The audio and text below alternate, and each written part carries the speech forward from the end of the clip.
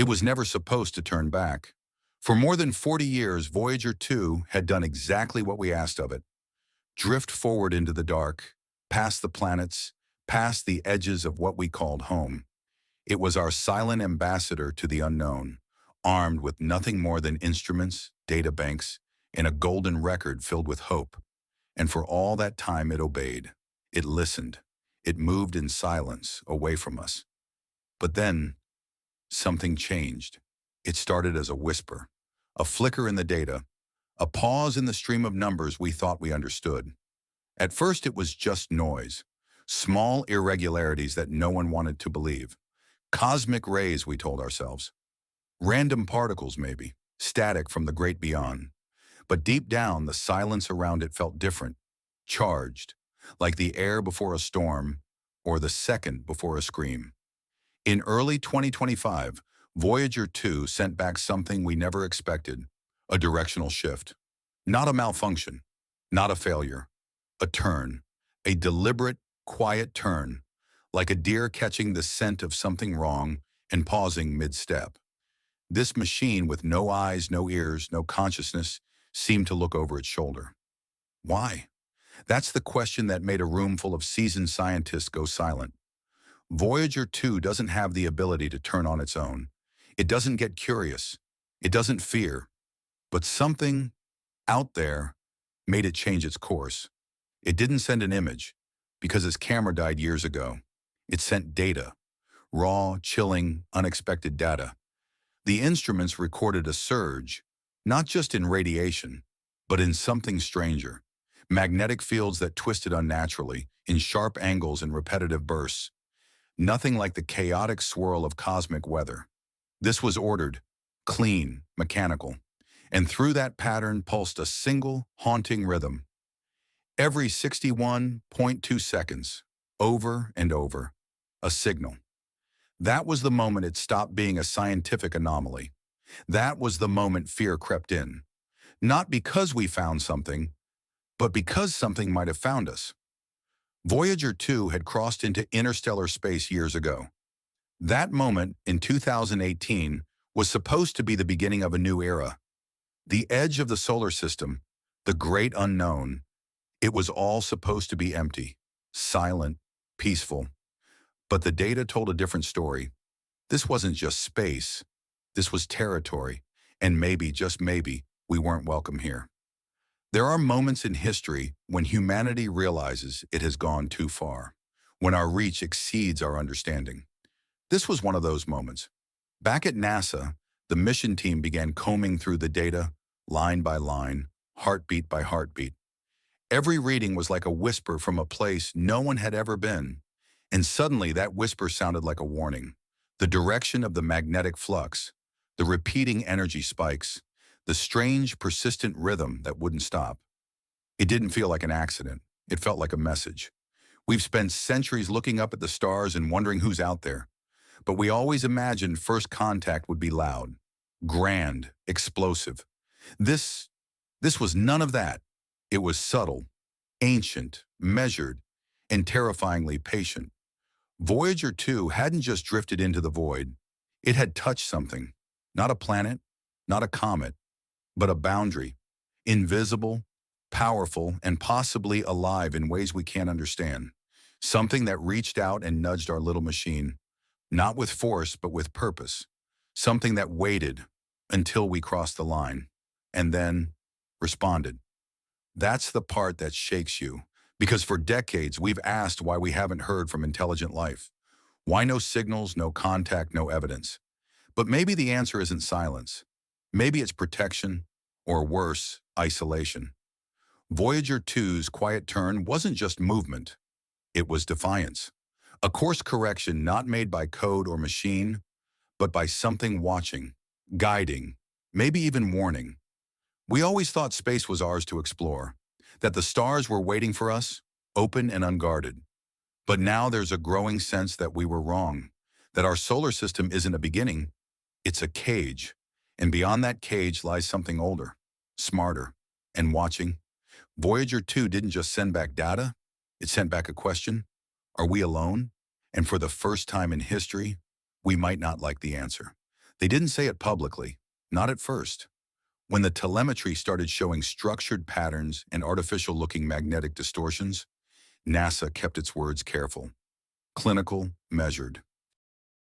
Unusual anomalies, they called them. Unexpected directional change?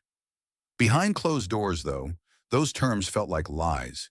Everyone on the inside knew they weren't dealing with nature anymore. They were dealing with intention. What do you do when a spacecraft billions of miles away turns its face to the stars like it's been told to leave? They analyzed the signal again and again, and each time the pattern held, every 61.2 seconds, a low-frequency pulse, a rhythm, not chaotic, not accidental, rhythmic, intelligent, the kind of pulse that seemed to say, "I see you." When scientists compressed the signal into audible sound, what came through wasn't just a tone, it was a hum, low, cold, and weirdly alive. It vibrated like breath, like pressure, like the space between heartbeats. Some described it as metallic. Others said it felt biological, like the groan of something vast stirring in the dark. One analyst reportedly left the room the first time it was played. She said she couldn't explain why, only that something about it felt wrong. The data wasn't just strange, it was clean, too clean.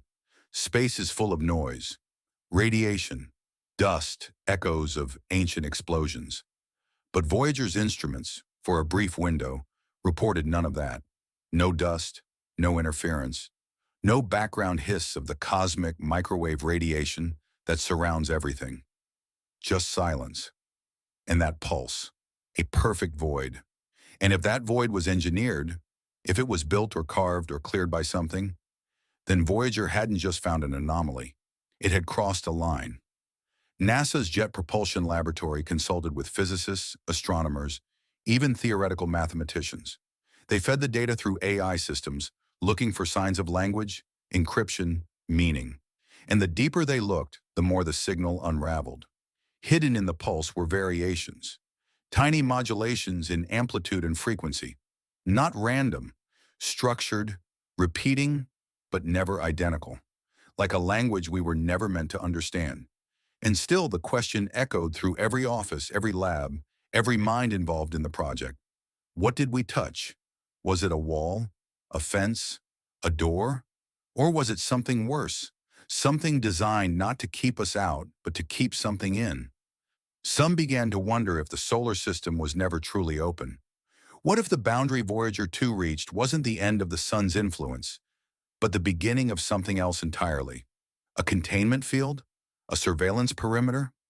What if the moment we pushed beyond our star's quiet breath, we triggered an alarm? And the hum was an answer. The conversation spread quickly. Private military briefings, emergency scientific panels. There were whispers, never confirmed, that intelligence agencies had requested real-time access to Voyager's data stream. Not just for science, for defense. Because if something out there had the power to bend magnetic fields across light years, if it could detect, respond to, and alter the course of a spacecraft traveling at tens of thousands of kilometers per hour, then it wasn't just advanced, it was aware. And now it knew about us. Voyager 2's shift in direction was small, only a fraction of a degree. But that tiny change at its distance meant it was retreating from something. Recalculations showed that its path now skirted the edge of the anomaly instead of continuing through it. Like an animal veering just outside a predator's territory. The probe didn't have enough power to send pictures, but the readings were enough. In the heart of the distortion field, there was nothing. No matter. No movement. No thermal signatures. Just a perfectly smooth silence. A void so complete that it didn't make sense. Not in any known physical model. It was as if something had scrubbed that part of space clean. Intentionally. That word kept coming up. Intentionally. It haunted every meeting, every analysis. And with it came another question. The one no one wanted to ask, but everyone felt burning in their minds. Were we warned? Because maybe this wasn't the first time something tried to stop us from crossing the line. Maybe this was just the first time we noticed. There are stories, legends of signals detected and dismissed. Blips in early radio telescopes, bursts of strange frequencies buried in background noise. Maybe some of them were just interference.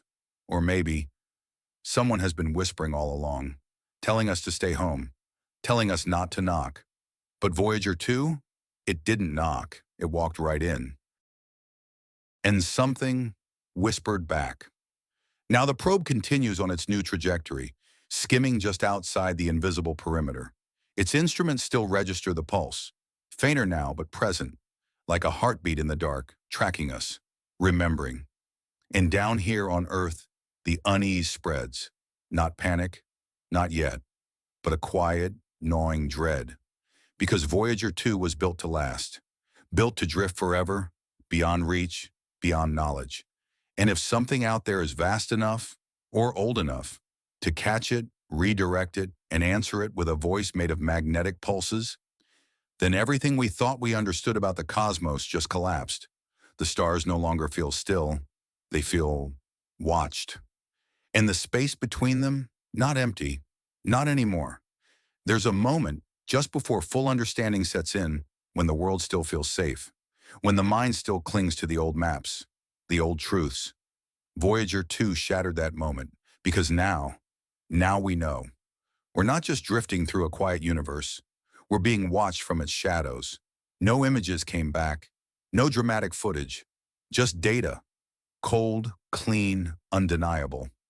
That's the thing. It didn't scream. It whispered. And in that whisper was something ancient, something deliberate, like the hum of a machine that's been running longer than we've existed. That signal never stopped. It still pulses in the background, faint and steady, every 61.2 seconds, like a metronome marking time for a song we can't hear. And still we listen, desperate for a pattern we can understand, afraid of what we'll find if we do. The people decoding that signal now don't talk much. They sit in darkened rooms, headphones pressed tight, staring at screens full of numbers and graphs. They run simulations. They isolate waveforms. They chase ghosts through the static. Some of them don't sleep anymore, not because they're scared, but because they know deep down they're touching something real, something that shouldn't be. And that's the part no one prepared for. Not the discovery, but the weight of it. Voyager 2 didn't just detect something, it crossed into a silence that wasn't natural, an area of space so untouched, so perfectly clean, it feels wrong, as if everything that once existed there was removed, erased, contained. And we, in our innocence, our boundless curiosity, sent a messenger straight into the heart of it. Now we're left to wonder what it is we've truly found. Some believe it's a quarantine, a cosmic warning line etched across the stars, keeping the universe safe from something hidden within. Others think it's the edge of someone else's domain, a region of space not ours to cross, not ours to see, a place watched by eyes that don't blink. But one theory chills the bones more than the rest. What if that boundary wasn't meant to keep us out? What if it was built to keep something in? Because when you strip away the layers of awe and science, what's left is a deeper, more human fear. The fear that we've touched something sleeping, and now it's awake. No one knows how long the response had been waiting. It could have been millennia, dormant, silent, patient. It wasn't loud because it didn't have to be. It didn't react with violence or urgency. It reacted with calculation, precision, as if our little probe was just another trigger in a long series of tests, and we passed a threshold. A boundary crossed not by accident, but by inevitability. And now Voyager 2 drifts away again. Not home, it could never come home, but away from whatever it found. Or whatever found it. Its instruments slowly calming, the strange disturbances fading, but the pulse remains, quieter, further away, but still there, always there. It's changed its course forever. Not because we told it to, but because something else did. And here on Earth, our maps are no longer complete. Our idea of the universe, of our place in it, has ruptured. We're no longer just explorers. We're intruders, trespassers. We knocked on a door and something answered. The knowledge of that changes everything. The golden record Voyager 2 carries was meant as a greeting, a message of peace, of music, of laughter and life, a symbol of everything we hoped we were.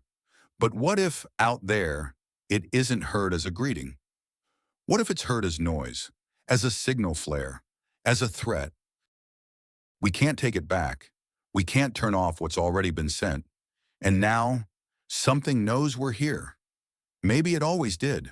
The fear spreading through the scientific community isn't about invasion or attack. It's about understanding. The slow, creeping realization that we are not the first, that we may be the last, that the universe has rules we never learned, boundaries we never saw, and watchers we never imagined. And in that black void beyond our sun, we didn't just stumble into one of those rules. We broke it. That's what haunts those who understand the data. Not the signal itself, but the silence that surrounds it. A silence that feels rehearsed, measured, waiting. Voyager 2, that fragile, loyal little machine, was built to show the best of us.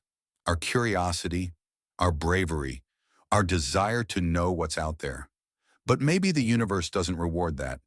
Maybe, just maybe, it punishes it. It doesn't matter if we're ready, because whatever we've touched is real. It's there. And now, it knows we are too. The stars haven't changed.